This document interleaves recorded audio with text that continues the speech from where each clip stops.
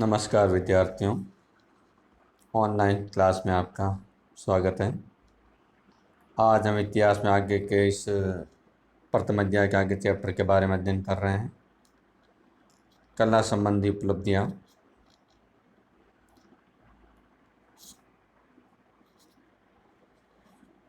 कला के क्षेत्र में जैन धर्म और बौद्ध धर्म दोनों का ही विशेष योगदान है। जैन धर्म और बौद्ध धर्म का दोनों का बहुत अच्छा योगदान है।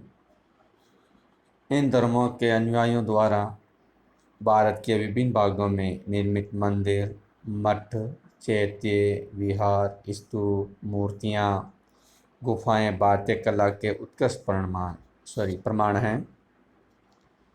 इन कला संबंधी में बताया गया है कि जैन धर्म और बौद्ध धर्म के अनुयायियों के द्वारा भारत के विभिन्न भागों में कई मंदिर बने हुए हैं, मठ बने हुए हैं, चैत्य बने हुए हैं, विहार भी है, स्तूप है, मूर्तियाँ हैं, गुफाएं हैं, जो उनके बहुत ही अनोखे उत्कृष्ट प्रमाण मिलते हैं। कोलवी की बौद्ध गुफाएं, सांची, बरहुत एवं अमरावती के स्तूप कन्हेरी मुंबई में है।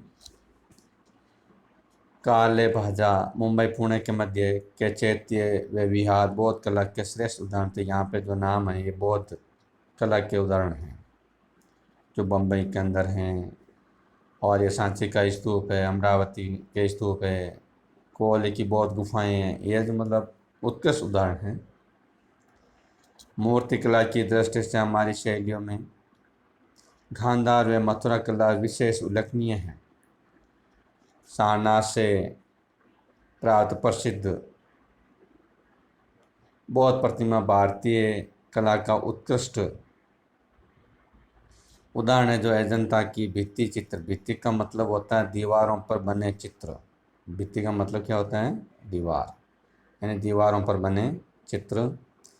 अजंता के भित्ति चित्र चित्रकला की दृष्टि से विश्व विख्यात यानी विश्व में प्रसिद्ध है। अजंता की भित्ति चित्र, अजंता के दीवारों पर बने जो चित्रकला है मतलब विश्व के अंदर प्रसिद्ध है, विख्यात है। वैदिक काल में अयस्क धातु को आग में पिघलाकर, अयस्क ये नाम ध्यान रखें, वैदिक काल में अयस्क धातु को आग में पिघलाकर उसे पीट पीट कर उसे विभिन्न आकार देने में यहाँ के लोग सक्षम थे। यानी कि हर प्रकार के चित्र बनाने में, मूर्ति बनाने में वैदिक काल से ही निपुण थे। ऋग्वेद में हिरण्य क्या गया? सोना। अब ये प्रश्न यहाँ से पूछा जाता है कि ऋग्वेद में सोना को किस नाम से जाना जाता था? हिरण्य। ये फर्स्ट ग्रेड एग्जाम तक ये क्वेश्चन आता है बच्चों, हिरण्य क्या है, या वैदिक काल में या ऋग्वेद में सोना को किस नाम से पुकारा गया? हिरण्य। आपके बोर्ड के एग्जाम में भी 1 नंबर का प्रश्न पूछते हैं ये लघुत्रात्मक क्वेश्चन, जैसे ये पूछते हैं कि वैदिक काल में ऋग्वेद में जो है सोने को किस नाम से पुकारा गया है? हिरण्य। यह ऐसे भी पूछा जा सकता है वैदिक काल में या ऋग्वेद में हिरण्य किसका नाम था या उदाहरण था या कौन सा धातु था? तो ध्यान दें, सोना। तो इन्हें अर्थात सोने से विभिन्न आभूषण बनाए जाने का भी उल्लेख है। इनसे आभूषण बनाए जाते थे ऐसा उल्लेख है। आभूषणों में कर्ण शोभन व निष्क, कर्ण शोभन कानों में पहनने वाले, निष्क आभूषण है जो गले में पहने जाता है, निष्क गले का आभूषण है। लेकिन उसे स्वर्ण मुद्रा या मूल्य की इकाई का भी आभूषण यानी एक प्रकार की मुद्रा के रूप में भी कार्य किया जाता था। सोने की मुद्रा या मूल्य, कोई वस्तु खरीदते थे तो निष्क उस मुद्रा के रूप में दिया जाता था। एक प्रकार की इकाई का आभूषण भी है। निष्क वैसे तो गले का आभूषण है, लेकिन सोने का आभूषण था जो मुद्रा के रूप में कार्य किया जाता था, इस्तेमाल किया जाता था, मूल्य की इकाई थी, बनाए जाते थे। वैदिक कार्य कपड़ा बनाने की कला से भी परिचित है।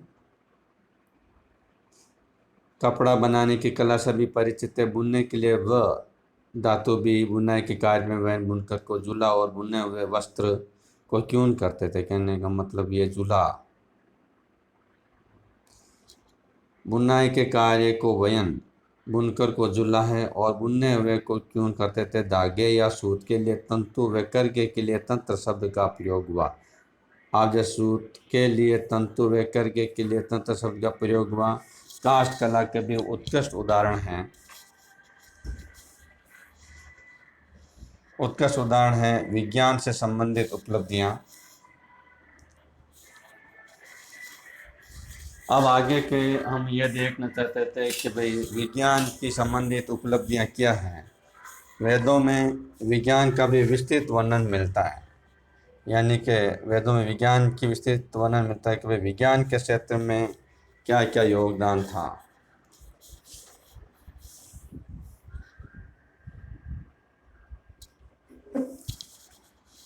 भाई उस समय यह देखा जाता है कि वेदों में विज्ञान का विस्तृत मिलता है, तो मतलब विज्ञान का कितना योगदान था उसके बारे में जानकारी है। वेदों में विज्ञान का भी विस्तृत वर्णन मिलता है। विज्ञान के गणित, ज्योतिष व रसायन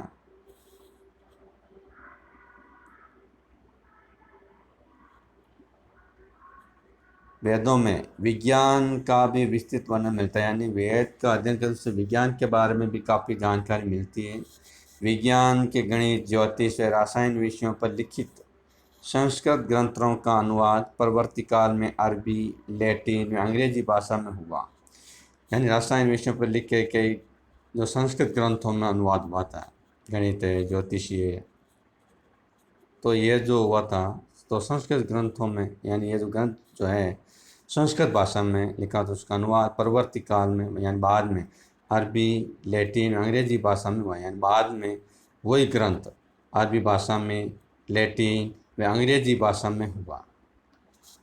पश्चिम की जानकारी इन शाखाओं में सीमित थी, यानी पश्चिमी या पाश्चात्य की जो जानकारी थी इन शाखाओं में सीमित थी, और ऐसा प्रतीत होता है भारत में पीढ़ियों दर पीढ़ियाँ इस क्षेत्र में कार्य कर रही थी।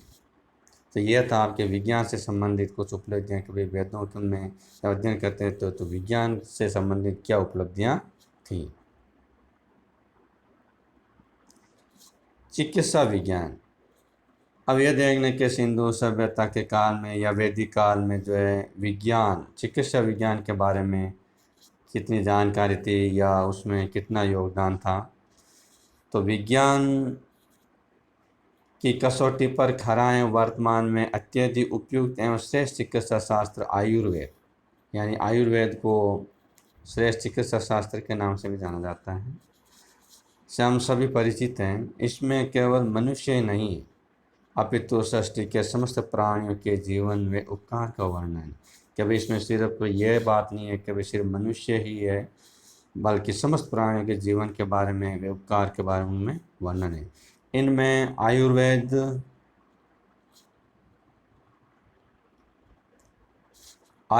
चिकित्सा विज्ञान का विस्तृत उल्लेख मिलता है। कहने का मतलब ये है कि इसमें चिकित्सा संबंधी विज्ञान में विस्तृत उल्लेख जो है ये इसमें भारत में आयुर्वेद की परंपरा बहुत प्राचीन है। ऋग्वेद में विशका गया वेद या चिकित्सा वैदिक काल में जो वेद होते थे, जो रोगी होते थे उनका इलाज करने वाले जो होते थे वैद्य, उनको वर्तमान में डॉक्टर कहते हैं, चिकित्सक कहते हैं। डॉक्टर का मतलब चिकित्सक होता है, प्राचीन काल में वेद।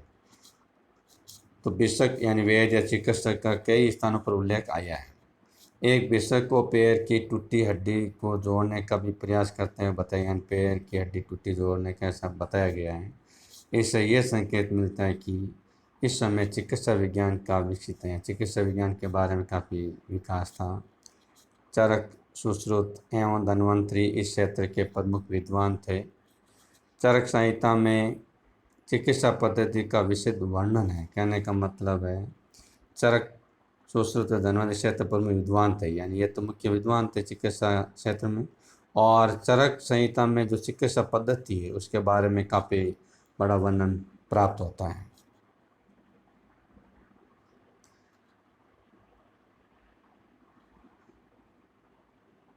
भारतीय परंपरा अनुसार सर्वप्रथम ब्रह्मा ने आयुर्वेद का ज्ञान दक्ष एवं भास्कर को दिया था।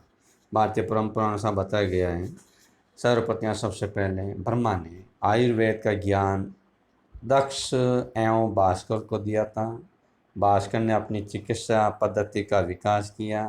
दक्ष प्रजापति ने आयुर्वेद का ज्ञान अश्विनी कुमारों को दिया। अब यहाँ पे यह भी ध्यान रखना है, दक्ष प्रजापति ने तो आयुर्वेद का जो ज्ञान है वो अश्विनी कुमारों को दिया था, क्योंकि आयुर्वेद जो शास्त्र है वो चिकित्सा संबंधी संपूर्ण जानकारी प्रदान करने वाला था शास्त्र था।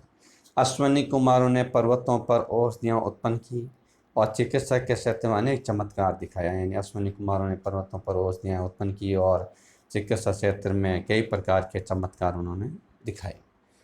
चरक संहिता में अच्छे वेद के 6 गुण बताए कि भाई एक वेद के कौन कौन से गुण होना चाहिए। तो चरक संहिता में बताए गए हैं 6 गुण बताएं। विद्या यानी शिक्षा, वितर्क यानी आलोचनात्मक दृष्टिकोण, विज्ञान, स्मृति, तत्परता एवं क्रिया, यानी इस प्रकार के 6 गुणों के बारे में उन्होंने चरक संहिता में उल्लेख किया गया है। आयुर्वेद ऋग्वेद के उपवेद के रूप में जाना जाते हैं। आयुर्वेद जो है ऋग्वेद के उपवेद के रूप में भी जाना जाता है। ये आपके पास जो हम शुरू किया था उस समय भी ये आ चुका था। अथर्ववेद के अध्याय 8 श्लोक 10 में उल्लेख है कि जहर उपचार जहर से होता है। यानी जहर आप मारवाड़ी में बोलते हैं जहर की दवा जहर ही होती है। इसी प्रकार अथर्ववेद के अध्याय 8 श्लोक नंबर 10 में ये बात कही गई है कि जहर का उपचार जहर से ही होता है। कहने का मतलब जहर की दवा जहर। इस प्रकार का उल्लेख हमारे अथर्ववेद में ये अध्याय 8 और श्लोक नंबर 10 में इसका उल्लेख किया गया है।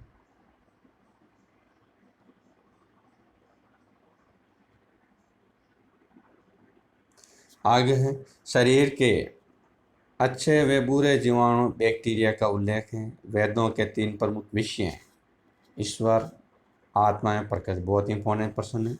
वेदों के मुख्य विषय क्या है, उनके नाम उल्लेख कीजिए। तो 3 प्रकार के विषय पाए जाते हैं, ईश्वर, आत्मा और प्रकृति। छोटा सा एक प्रश्न आता है।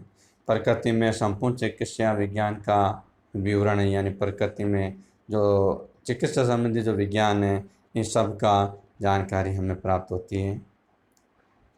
आयुर्वेद के त्रिधातु सिद्धांत, त्रिदोष सिद्धांत, पंचभौतिक देव है उसका पुरुष प्रकृति संबंध, सांख्य दर्शन का सप्त धातु सिद्धांत आज भी चिकित्सा विज्ञान के क्षेत्र में अचूक एवं उपयोगी है। यानी आयुर्वेद में कई प्रकार के सिद्धांत दिए गए हैं, त्रिदोष सिद्धांत दिए गए हैं, पंचभौतिक देह दिए गए हैं, उसका पुरुष प्रकृति संबंध, सांख्य दर्शन का सप्त धातु सिद्धांत जो विज्ञान के क्षेत्र में अचूक उपयोग यानी बहुत ही महत्वपूर्ण साबित, इसके बारे में हमें संपूर्ण जानकारी प्राप्त होती है।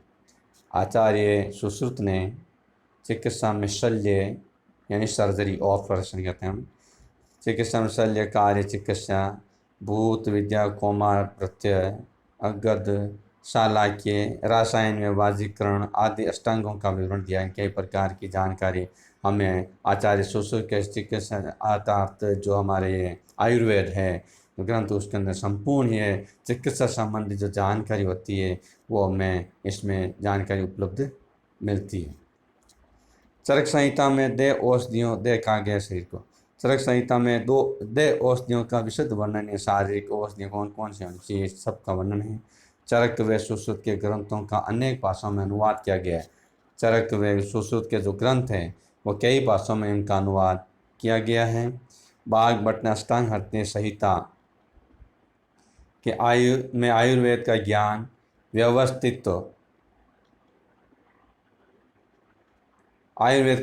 व्यवस्थित कर संग्रहित किया। उन्हें ज्वर, अब पित्त, काश, राशक, यादृष्मा, पांडुरोग, उदर माद, अपस्मार, मूत्रघात, नेत्र रोग, कुष्ठ रोग आदि के लक्षण उपचार का ज्ञात है। यानी कई प्रकार की जो बीमारियां यहाँ पे दे रखी है। यह जो अष्टांग हृदय संहिता आयुर्वेद का ज्ञान है इसमें व्यवस्थित के संगीत यानी सबको व्यवस्थित करते हुए उसको संगीत एक अलग ही इसका निर्माण किया, ग्रंथ बनाया, रचना की जिसमें हमें संपूर्ण जानकारी एक साथ मिल सके, जिनमें ज्वर बुखार को किया है, अब पित्त है और ये काश है, राजस्मा है, पांडु रोग जो पीलिया होता है, उदर पेट के होने वाली बीमारी, उन्माद, आलस्यपन होना, अपस्मार, मूत्रघात, नेत्र रोग, कुष्ठ रोग आदि के लक्षण उपचार का ज्ञान था।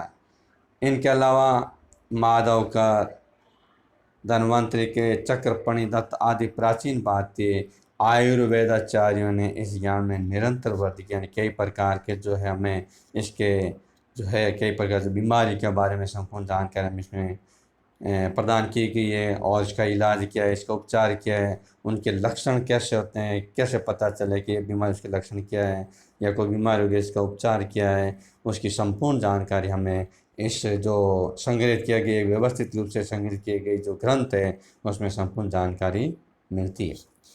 तो वृद्ध, धन्वंतरी, चक्रपाणि दत्त आदि प्राचीन भारतीय आयुर्वेदाचार्यों ने इस ज्ञान में निरंतर वृद्धि की, यानी आगे से आगे कई प्रकार के वेदाचार्य आए, आयुर्वेदाचार्य आए, उस ज्ञान को आगे से आगे बढ़ाने का उन्होंने प्रयास किया।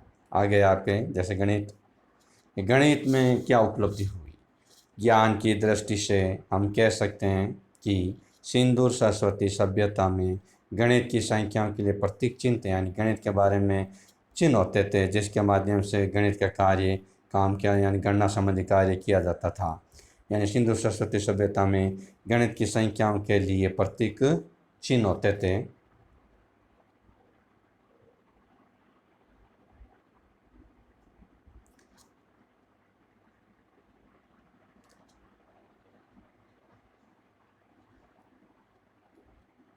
शास्त्र गणित भारत की जानकारी काफ़ी पहले से थी। शून्य वे उसका उपयोग करना भारतीय बहुत पहले से जानते थे। विल ड्यूरेंट ने अपनी पुस्तक सभ्यता का इतिहास में लिखा है, वह भारत है जिसने हम सभी संख्याओं को केवल 10 अंकों से व्यक्त करने के लिए अभिनव विधि बताई। यानी भारत के अंदर ये जो 1 से लेकर के 10 अंकों की जो संख्या उसके बारे में जानकारी प्रदान की, जैसे 1 2 3 4 5 6 7 8 9, वैसे 9 है। अब 10 है तो 1 और 0 मिलके तब जाकर के वो 10 बनती है। तो ये जानकारी देने वाला कौन था? भारत ही था। 10 अंक व्यक्त करने की अभिनव विधि बताई, किसने बताई? भारतीयों ने बताई। तो ये भी ध्यान में आपको रखना है कि भाई सभी संख्याओं को केवल 10 अंकों तक व्यक्त करने की जो अभिनव जो विधि बताई है वो भारतीयों ने बताई है, जिसमें प्रत्येक अंक का निरपेक्ष मूल्य की और स्थानीय मूल्य भी था। यजुर्वेद में 10 घात 12 यानी 10 की घात 12 तक संख्याओं का नाम से विक्रम संवत के बाद 10 घात 53 संख्या लिखकर भारतीयों को ज्ञात है, यानी कि उसमें घात के बाद विक्रम संवत के आधार पर उसको दर्शाया गया था, जिसकी हमें जानकारी प्रदान की थी।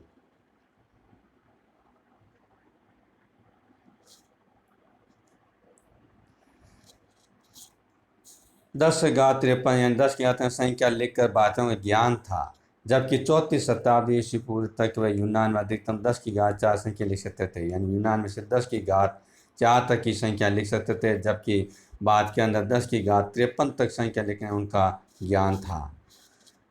दशमलव का प्रयोग द्वारा गणित के क्रांतिकारी विकास का आधार भारतीय था। 7वीं सदी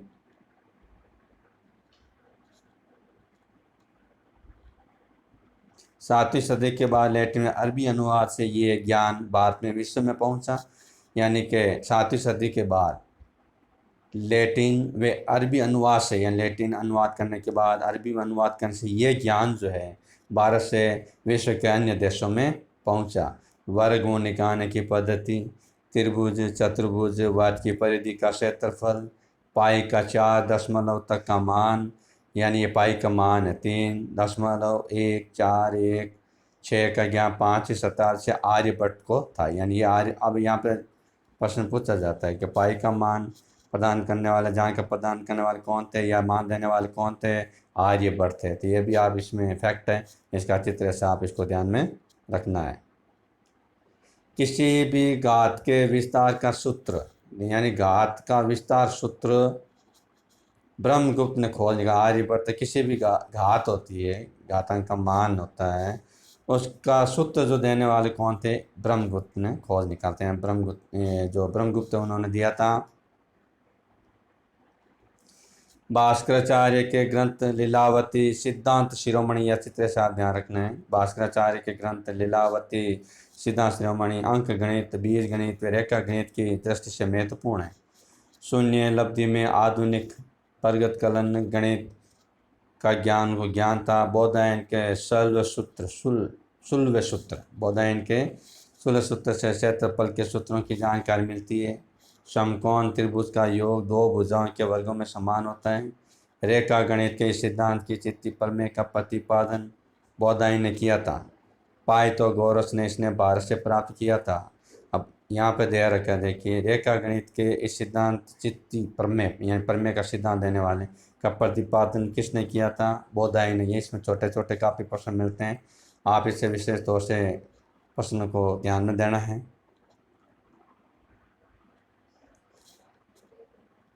बौधायन ने किया था। पाइथागोरस यानी